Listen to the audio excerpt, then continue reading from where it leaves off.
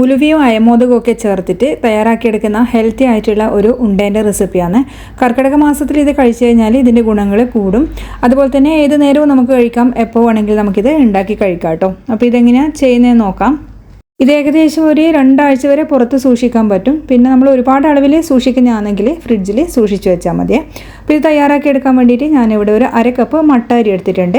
അപ്പോൾ മട്ട അരിയോ അല്ലെങ്കിൽ ഞവര അരിയോ എടുക്കാം. ഇത് രണ്ടും ഇല്ലെങ്കിൽ പച്ചരി ആയാലും മതി. ഇത് ഹൈ ഫ്ലെയിമിലിട്ട് ആദ്യം ഒന്ന് വറുത്തെടുക്കണം. മട്ട അരി ആകുമ്പോൾ ഇതൊന്ന് പൊരിഞ്ഞ് കിട്ടാൻ വേണ്ടിയിട്ട് കുറച്ച് ബുദ്ധിമുട്ടാണ്. അതുകൊണ്ട് ആദ്യം ഹൈ ഫ്ലെയിമിലിടുക, എന്നിട്ട് തീ ഒന്ന് കുറച്ച് വെച്ചതിന് ശേഷം നമ്മൾ ഇതെല്ലാം കൂടി ഒന്ന് വറുത്തെടുക്കാം. ഈ ഒരു അരി മുഴുവൻ പൊട്ടി തീർന്നതിന് ശേഷം ഫ്ലെയിം ഓഫാക്കിയിട്ട് ഇത് തണുക്കാൻ വേണ്ടി ഒന്ന് മാറ്റി വെക്കണം. ഇനിയിപ്പം ബാക്കിയുള്ള ചേരുവകളൊക്കെ നമുക്കൊന്ന് വറുത്തെടുക്കാം. ഇനി ഒരു 2 ടേബിൾ സ്പൂൺ അളവിൽ ഉലുവ ചേർത്തിട്ട് നമുക്ക് വറുത്തെടുക്കാം. ഉലുവേൻ്റെ ഒരു കളറ് മാറി വരുന്നതിന് വേണം വറുത്തെടുക്കാം. അപ്പോൾ അതും പാനിൽ നിന്ന് മാറ്റിയതിന് ശേഷം പിന്നെ നമ്മൾ ചേർക്കുന്നത് 1/4 കപ്പ് എള്ളാണ്. അപ്പോൾ കറുത്തതോ ഏതോ വെളുത്തതോ ഏത് വേണമെങ്കിൽ നിങ്ങൾക്ക് എടുക്കാം. അപ്പോൾ ഞാനിവിടെ വെള്ള എള്ളാണ് കേട്ടോ എടുത്തത്.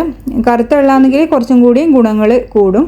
അപ്പോൾ ഇത് ആ ഒരു കളറ് മാറി വരുമ്പോൾ ഇതും ഒന്ന് മാറ്റുന്നുണ്ട്.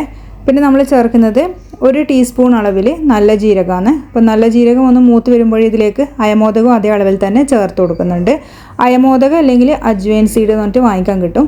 അപ്പോൾ അതൊന്ന് മാറ്റുന്നുണ്ട്. ഇത്രയും ചേരുവകൾ മാത്രമേ നമുക്ക് വേണ്ടൂ. അതെല്ലാം തണുത്തതിന് ശേഷം മിക്സീൻ്റെ ജാറിലിട്ടിട്ട് അരിയുണ്ടൊക്കെ ഉണ്ടാക്കുമ്പോൾ പൊടിക്കുന്നില്ല, അതുപോലെ കുറച്ചൊന്ന് തരിതരിപ്പായിട്ട് പൊടിച്ചെടുക്കുക. അധികം നൈസായിട്ട് പൊടിക്കേണ്ട ആവശ്യമില്ല. ഇനി അതൊരു പ്ലേറ്റിലേക്ക് മാറ്റിയതിന് ശേഷം നമ്മൾ ഈ ഒരു മിക്സിൻ്റെ ജാറിലേക്ക് തന്നെ ഒരു 1/2 കപ്പ് തേങ്ങ ചെരുവതും കൂടി ഒന്ന് ക്രഷ് ചെയ്തെടുക്കുന്നുണ്ട്.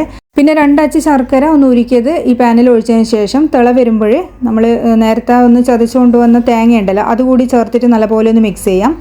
അതൊന്ന് തിളച്ച് വരുന്ന സമയത്താണ് നമ്മൾ ബാക്കിയുള്ള പൊടിച്ച് വെച്ച ഇൻഗ്രീഡിയൻസ് ഒക്കെ ചേർക്കുന്നത്. ഫ്ലെയിം ഇനി നല്ലപോലെ ഒന്ന് കുറച്ച് വെച്ചിട്ട് ഇതെല്ലാം കൂടി ഒന്ന് യോജിപ്പിച്ച് കൊടുക്കാം. അപ്പോൾ നല്ലൊരു ഫ്ലേവറിന് വേണമെങ്കിൽ നിങ്ങൾക്ക് കുറച്ച് പശു നെയ്യും അതുപോലെ തന്നെ ഏലക്ക പൊടിച്ചതും ചുക്ക് പൊടിച്ചതും ഒക്കെ ചേർത്ത് കൊടുക്കാം കേട്ടോ. അപ്പോൾ ഞാനിതൊന്നും ചേർത്തിട്ടില്ല. ഇനി ഇത് ഫ്ലെയിം ഓഫ് ചെയ്തിട്ട് നമുക്ക് തണുക്കാൻ വേണ്ടി ഒന്ന് മാറ്റി വെക്കാം. ഒരുപാടങ്ങ് ചൂടാറേണ്ട ആവശ്യമില്ല. കൈകൊണ്ട് തൊടാൻ പറ്റുന്ന വിധത്തിലാകുമ്പോഴേ നമുക്ക് ബോളുകളാക്കിയിട്ട് മാറ്റി വെക്കാം. അപ്പോൾ നല്ല ഹെൽത്തി ആയിട്ടുള്ള ഒരു റെസിപ്പിയാണ്. ഉലുവയൊക്കെ ഏത് നേരം കഴിച്ചാലും നമ്മുടെ ശരീരത്തിന് നല്ലത് തന്നെയാണ്. കർക്കിടക മാസം വരുന്നത് വരെ കാത്തു വെക്കേണ്ട ആവശ്യമൊന്നുമില്ല. അപ്പോൾ എപ്പോൾ വേണമെങ്കിലും ഉണ്ടാക്കി കഴിക്കാൻ പറ്റുന്ന നല്ല ഹെൽത്തി ആയിട്ടുള്ള ഒരു റെസിപ്പി തയ്യാറാക്കി നോക്കിയിട്ട് ഫീഡ്ബാക്ക് പറയാൻ മറക്കല്ലേ.